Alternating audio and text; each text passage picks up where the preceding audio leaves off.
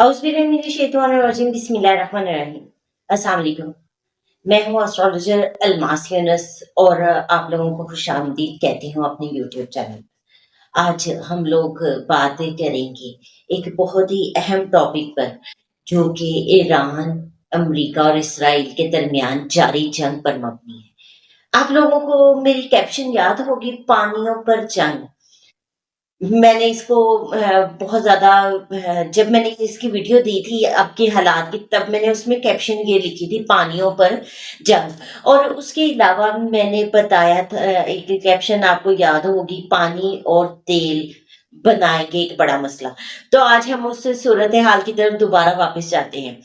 ये पेशगोई मैं आप लोगों के साथ 2024 को पहली दफा की थी मैंने, और तब आपको बताया था 2025 में फिर ये प्रेडिक्शन मेरी तकरीबन एक्यूरेट हुई थी, और 26 में दोबारा इसी सूरत हाल का सामना करना पड़ रहा है। और उस वक्त वाज़ेह तौर पर आपनाए हरमस की बंदिश की बात की थी मैंने कि मुझे आपनाए हरमस बंद होते दिखाई दे रहा है। और ऐसा ही हुआ, 2025 में एक दफा बंद हुआ और दोबारा अब 2026 में बंदिश आप उसकी देख रहे हैं। लेकिन अब इसमें एक बड़ा मोड़ आने वाला है, एक नई चीज का आपको सामना करना पड़ेगा। उनका एक ट्वीट बहुत ज्यादा वायरल हुआ है जिसमें उन्होंने कहा है कि हमने जो 10 डेज का अल्टीमेट दिया था वो खत्म होने वाला है, 48 आवर बाकी रह गए हैं। अब इसके बाद हम लोग कोई बहुत बड़ा स्टेप लेंगे, और उसमें कुछ मायूप लैंग्वेज भी उन्होंने यूज की थी। लेकिन खैर उनके बारे में बहुत सारे लोगों को पता है कि वो बात कुछ करते हैं और एक्ट कुछ करते हैं। ठीक है, मतलब उनके कोलोफेल में बहुत ज्यादा तजाद पाया जाता है। हमेशा वो एक तरफ एक बात कर देते हैं, दूसरी तरफ उसको निगेट कर देते हैं, तीसरी तरफ कोई अहमकाना फैसला ले लेते हैं, और इस तरह से वो करते आ रहे हैं। और उनकी आप दोबारा से एक बड़ी गलती करने को जा रहे हैं। फरवरी में मैंने आप लोगों के साथ प्रेडिक्शन शेयर की थी। मैंने आपको बताया था कि ग्रहण लगने वाला है, और ये ग्रहण, चांद ग्रहण, ना सिर्फ अमेरिका के जायचे में बहुत डिस्टर्बेंस क्रिएट करेगा, बल्कि डोनाल्ड ट्रंप साहब का अपना जायचा भी यही है। और मतलब डोनाल्ड ट्रंप भी लियो असेंडेंट के मालिक हैं, और यहाँ पर भी ग्रहण जो है उनके असेंडेंट में लगेगा, और वो बहुत बड़ी गलती की तरफ जाएंगे। अब देखें, उन्होंने मजीद एक बड़ी गलती की तरफ स्टेप लेना है। उनको चाहिए था कि यहाँ पर मुज़ाकरात करते हैं, लेकिन वो बजाय मुज़ाकरात करने के एक गुंडागर्दी वाली कैफियत पर उतरे हैं। मतलब वो चाहते हैं कि हर बात मान ली जाए, जैसा कि होता आ रहा है। लेकिन ये चीज़ वो भूल गए हैं कि अफ़गानिस्तान, ईरान, ये जो एरियाज़ है ना, इन जगहों पर ये एक खित्ता ही इस तरह का है कि यहाँ पर इनको शिकस्त देना बहुत मुश्किल है। अफ़गानिस्तान का देख लें, जब अमेरिका अफ़गानिस्तान में गया था तो वहाँ से अपनी तकरीबन जान छुड़वा कर भागा था, और उसके बाद उसने ईरान की तरफ अपना एक कदम उठा लिया, और ईरान से भी सूरत हाल यही बनी हुई है। तो वो चाह रहे हैं कि ईरान की तरफ से उनके अलायंस बने। ईरान के वैसे तो अलायंस बहुत कम है, लेकिन उनके खिलाफ अमेरिका के भी अलायंस नहीं बन रहे। एक बड़ी मुश्किल तरीन बात ये है। अमेरिका इस वक्त जंग में गलतियों पे गलतियां करता आ रहा है, और वो अमेरिका चाह रहा है कि दूसरे कंट्री उनके साथ शामिल हो, लेकिन इस वक्त तक दूसरे कंट्री कोई भी उनके साथ शामिल नहीं हो रहे हैं। यही वजह है कि अमेरिका को कोई उनके साथ क्यों शामिल नहीं हो रहा, क्योंकि आप अरब ममालिक का हाल देख लें तो अरब कंट्रीज में क्या हुआ, जो उनके साथ खड़े थे, अमेरिका की एयर बेसिस पे हमले किए गए, और उनका एक तरह से तहस नहस उनको कर दिया गया। अब जाहिर सी बात है, दूसरे कंट्रीज भी देखते हैं, हर कोई कहता है कि बेगानी आग में कौन कूदे। सूरत हाल इस वक्त यही बनी हुई है। अब ये क्यों हो रहा है? क्योंकि मैंने आप लोगों को फरवरी में बता दिया था कि अमेरिका के लगन में ग्रहण लग रहा है। जब किसी कंट्री के लगन में ग्रहण लगता है ना, तो उस कंट्री में बहुत ज्यादा डिस्टर्बेंस देखने को मिलती है। उस कंट्री की अपनी साख डिस्टर्ब हो जाती है, उसके साथ दूसरी अलायंस नहीं बनते हैं, दूसरे कंट्रीज उसके साथ खड़े नहीं होते हैं वो। और फिर जब उस कंट्री के को चलाने वाला एक उसका भी ग्रहण लग रहा है, वो अहमकाना फैसले ले रहा है, तो इस वक्त में क्या सूरत हाल बनेगी। अब आप देखें, एक गाड़ी जो है वो पुरानी है, और एक अनाड़ी ड्राइवर को दें और उसको कहें कि पहाड़ी इलाकों पे चला जाए, तो क्या सूरत हाल बनेगी। यही हाल इस वक्त अमेरिका और डोनाल्ड ट्रंप का बना हुआ है। यही वजह है कि उनके अलायंस नहीं बन रहे हैं और उनको बहुत ज्यादा प्रॉब्लम देखने को मिल रही है। अब यहाँ पर डोनाल्ड ट्रंप के जो नेगेटिव फैसले हैं, गलतियां कर रहे हैं, अब इनके ये गलत फैसले इनको कहाँ तक लेकर जाते हैं ये तो वक्त ही बताएगा। लेकिन आबनाए हरमस के हवाले से अगर बात की जाए ना, तो आबनाए हरमस के हालात इस वक्त कशीदा है। उसको मैं आपको बाद में प्रेडिक्शन देती हूँ, पहले आपके साथ एक और चीज शेयर कर दूं। आप लोगों को पता है कि अमेरिका के पायलट जो है वो ईरान में गिर गए।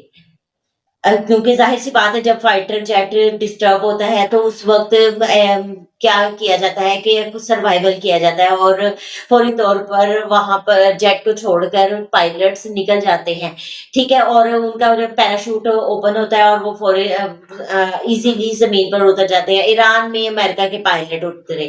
अब ईरान की सबसे बड़ी नाकामी क्या है, वो उन पायलट्स को ट्रेस करने में नाकाम रहा। उसकी भी मैं आपको एस्ट्रोलॉजिकल रीजन बताती हूँ।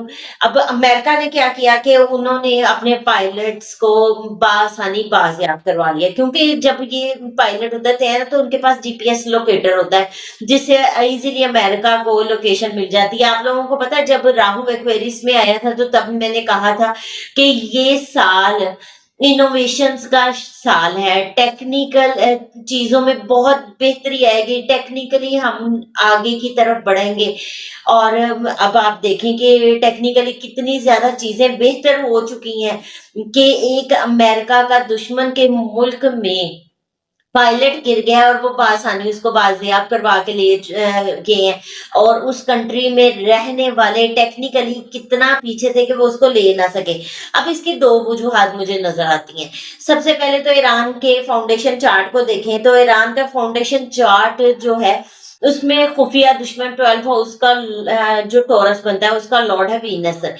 और हम उसका देखें तो वो 7th हाउस में जाकर बैठ गया, यानी कि खुफिया दुश्मन और जाहिरी दुश्मन जो है वो दोनों एक जगह पर जाकर बैठ गए हैं। अब उनको राहु 3rd हाउस में बैठे राहु की ट्राइन आ रही है, दोनों ही शातिर है, यानी कि दोनों एक जैसे ही ट्रीट होंगे।